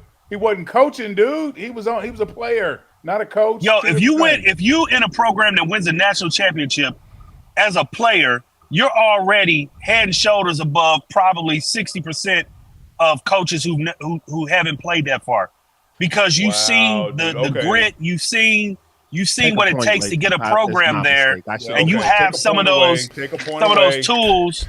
You have some of those tools to emulate and incorporate into your program. Oh, that's why Calipari has so many coaches out there out of his coaching tree that are winning big time. I said as a player, Calipari didn't win as a player. No, I'm saying you're saying. Let me make sure I got you right. You're saying if you played as a player and won a national title. As a player, Danny Manning, as a player, then you should have a leg up on how you're coaching. You should be a good coach. And all those players. No, I said you should have tools that you can implement you said in your you program. Had a leg up. That's what you said. On 60% of coaches who never played at that level, yes. No, Dietrich, just no. Just no, man. Hey, you know what? 60% of coaches that didn't play at that level. Take a point. I don't know what y'all be here. Take a point. You know what? It's already over. It's already over. We had to give Dietrich the last word before we give. I gotta. All right. We have to give Dietrich the last word before we end this. It looks like the Louisville won it again. So let me go ahead and mute the mics of the Kentucky fans, which Dietrich is the only one in here. PJ had to drop. So you guys got 2 minutes on the clock. Dietrich is crazy. Y'all got 2 minutes on the clock. So go ahead with whatever you guys got. Start now. Since this is still football season for another couple weeks until the bowl game, first off, I want to commend the Louisville football team for making it this far and being so successful this year. Yes, we lost to UK. Yes, we lost to Florida State in the ACC championship game, but we weren't even predicted to be this far. I also wanted to say I want to give shout out to Jack Plummer. I've been hard on him all season long, and even in the championship game, there were some mistakes he made that I don't want to say that he cost us the game, because I want to evenly distribute that to a lot of other parts of the team. The receivers weren't catching the ball. Thrash was making several mistakes that this was not Thrash-like compared to the rest of his play during the rest of the season. We had special teams. We had our kicker punt the ball, shank the ball off his foot, giving Florida State short fields to play from. But we had every opportunity to do better in that game, but yet we still only lost by 10 points. And I want to commend Louisville because, like I said, this is the first time in the ACC championship game, and I think we did pretty good for a team that wasn't even supposed to be there picked from the beginning of the season. 40 seconds, Perry. 40 seconds, Perry. Do you have anything? I mean, I just want to commend, like Richie, I wanted to commend us. We were picked number 8. We were picked to finish number 8 despite our schedule.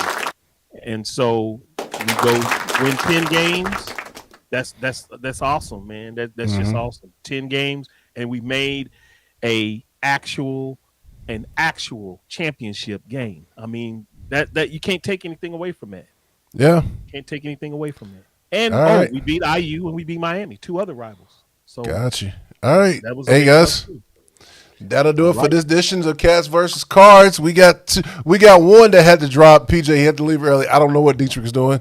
He's back again, but I just want to appreciate everybody. If you still listen to us, we are almost two hours in, an hour and 57 seconds in. So I appreciate you for guys listening to us. You guys can watch us again next week, Monday, starting at 8:00. We'll try not to be 2 hours long. If you want to be a part of this discussion, not only just making comments like you've seen some of the guys do here, but if you want to be on the show, just go ahead and contact me. You can contact me on Twitter or on YouTube or on Facebook.